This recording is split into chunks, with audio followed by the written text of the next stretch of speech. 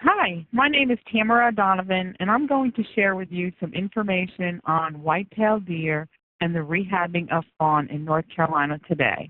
My goal is to give you a better understanding of all that is involved in the rehabbing of fawn and to help you help me educate the public. This is our agenda, and this presentation will last about 10 to 12 minutes. First, I will tell you a little bit about myself, go into white-tailed deer behaviors, explain the North Carolina law around rehabbing fawn, and explain exactly what is fawn rehabbing. I will share a few personal stories and then go over zoonosis and exactly what you can do to help. Again, my name is Tamara Donovan, and I work full-time for Blue Cross Blue Shield of North Carolina as an account manager and have for over 12 years. I love animals and took the wildlife rehab course that was at Forsyth Technical College in the fall of 2011. I have no veterinary or medical background, and this was my first year with animal rehabilitation, and I have learned so much. I thought that there was a need for fawn rehabilitators as we are very limited in this area, and I wanted to help. So let's just say I dove right into this and feel I have been privileged and honored to have been able to work with these amazing animals. I feel that we have a real need to educate and prevent fawns from being unnecessarily taken from the wild. The white-tailed deer get their names from the white hair growing on the underside of their tail and belly. The white tail the deer uses to communicate, and it also senses danger. It will raise its tail as well as stomp in the ground and snort. The deer's eye, which are located on the side of the head, give it a 310-degree vision without moving its head. A buck will use its antlers to establish dominance over other male deer and the right to mate with female deer or does. They can run up to 40 miles an hour and jump fences of 9 feet tall. In the 60s, there was a limited population of deer in this area of the triad, and they really tried to bring deer back into this area, and it is estimated that white-tailed deer is believed to be 29 million strong, up from 500,000 in the early 1900s.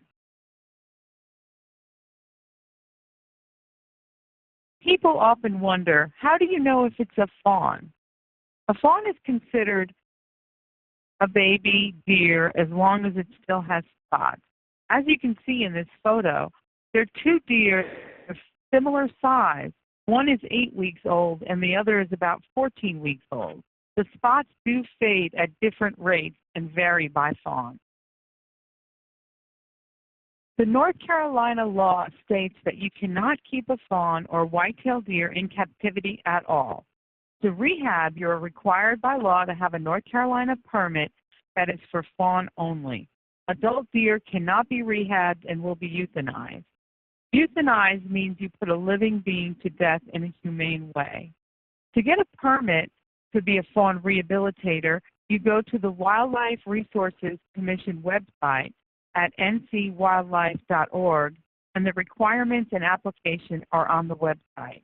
It can take 3 to 10 months to get a permit. Fawn can never be kept over winter, and if the fawn is tame, it is not able to be set free. It may also be euthanized, as they could be a hazard to the public and safety issues as they become adults. This is the Wildlife Resource Commission map of rehabbers. There are primary and secondary fawn rehabilitators. Primary can release on their premises, and secondary only start the bottle feeding process, and then they must hand off the fawn to a primary rehabber. As you can see by the map, there is a need in the state of North Carolina, and I'm up at the top where the blue arrow is. There's no one within 15 counties of me up here in Stokes County that is rehabbing fawn as a primary. Fawn rehabilitation is volunteering to take in injured, orphaned, displaced, and kidnapped fawn and raising them to be released. First step is to ensure no immediate medical needs. Then train them to bottle feed, and that can take 2 to 4 days depending on the fawn. I have them inside in a closed-in porch area. That's where I train them to bottle feed. And then as soon as I get them latching onto a bottle, I bring them to the outside pen.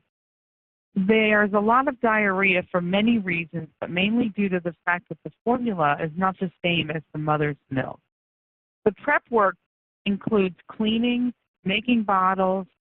To date, I have done over 3,000 bottles this year. The most difficult part is gathering enough plants and creams for them to eat as they get older. They like a variety. They eat a lot of different plants, and you have to supply them with the branches and plants daily. The main goal is to release untamed fawn into the wild, and that takes a serious commitment, dedication, time, and money. Again, this is a volunteer activity if you choose to do this. I can tell you that although these are beautiful animals and I have felt privileged to be able to learn about them and see them up close and personal, it is not always fun. It's hard work that takes a commitment to properly care for the fawn, and it's best if they only have one caretaker. That means no vacations, you cannot share the experience and the workload with others, and it's a dirty, messy, long-term commitment to see it through. Initially, when I get the fawn, they're usually only a day or two old. They're kept in dog crates, and I leave them in the studio screened-in porch that I mentioned.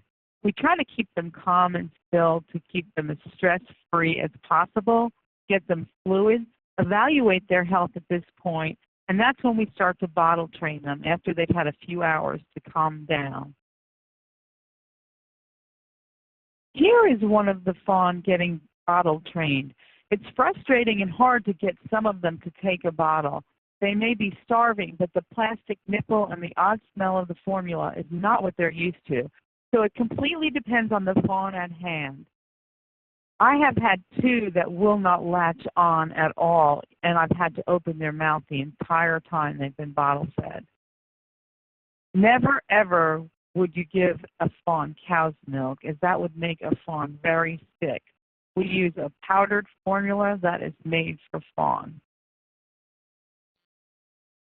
Once they learn to take the bottle, they will eat only until full. They do not overeat, and they will go from 100 miles per hour sucking and just stop and then be done. As they get older, they can get very anxious and fight over the bottles. They want it, and they all want it at the same time. I only have 2 hands and 2 bottle racks, so this is very challenging.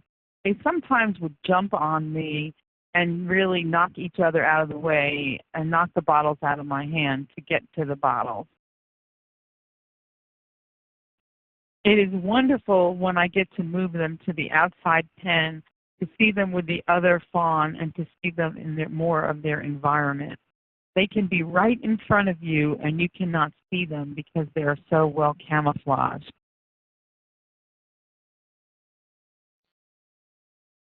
This fawn's mom was killed by a coyote and she was rescued. She was always very shy and hiding behind anything she could to feel safe. That's a good thing for a fawn, is to stay shy and stay fearful of humans. The fawn on the left was found in a neighborhood. I took the call, and I always try to get the caller to leave the fawn alone and let the mother come back. But there was no woods or any place for the mom to be, as it was in a really dense neighborhood. Sometimes a fawn can get stressed or chased, and that could be a case of capture myopathy, which causes them to release an acid in their stomach that will cause them to die within 24 to 48 hours. It's possible that this was chased into the neighborhood, and we waited 24 hours, but the mother did not show up to take this one back into the wild as it belonged, so we did have to take this one into rehab. And then we have kidnapped fawn. I would say that 60% of fawn are kidnapped by humans. And we may think that they're injured or orphaned, but the mom is actually nearby. My recommendation is to always leave the fawn alone if at all possible, as the mom will come back. If the fawn is in a dangerous location, you may move it, but do not think it's orphaned or injured because it is left alone. These are the questions that we get a lot, and these are some recommendations I would leave with you. If you see a fawn laying alone, leave it. The mom is nearby. She may not be able to be seen by you, but she will come back for her baby. If the baby's in a dangerous location, you can pick it up and move it to the side so it can be safe and get back to its mother. If you see a lot of flies, if it's wandering around or crying, if it looks like it's injured, please call a fawn rehabber. We receive many calls that say the fawn's on the road, it's on the side of the road, or it's actually in the road. And this can happen when a mother and fawn are crossing the road and something startles them. The doe will run off into the bushes, but the fawn instinctively drops to the ground and lies very still. An uninjured fawn can be moved by scooping it up with your hands in its chest and putting it in the cover of thick grass or bushes a few yards off the road. Mom will come back and collect her fawn when everything is quiet and there's nobody around. This little fawn was under 4 pounds when we received her. She was removed by animal control, as the man who found the fawn by the road did not want it on his conscience if she was found dead in the road. Nothing breaks my heart more than knowing this poor mom and baby will not be together because people stepped in and caused this fawn to come to rehab. It should have never been taken away, and by the time I got it, it was more than 24 hours and had been fed formula, and I could not return it at that point. If it had not been fed bottles, I would have tried to return it to the location it was found to see if we could reunite it with its mother. She has now broken her jaw and has had some injuries, so this fawn has had some difficult times in rehab. This fawn was taken as a pet by a family, and they turned it into rehab once they had to go on vacation and they could not do anything with the fawn at that time. The sad thing is this family knew all about deer and fawn and that removing it from its mother when it was nearby, but they did it anyhow. This is the same fawn that was in the prior slide that the family had taken as a pet. And he is what's called a piebald, which is marked or spotted in 2 different colors. Notice his beautiful marking. They care for each other, clean each other, and stay together in herds. When a new fawn comes to the outside pen, they were always kind and greeted and were very welcoming to a new fawn. The release comes in once they are weaned and can gather food on their own. They love to eat a variety of plants and need a variety of plants as they are grazers.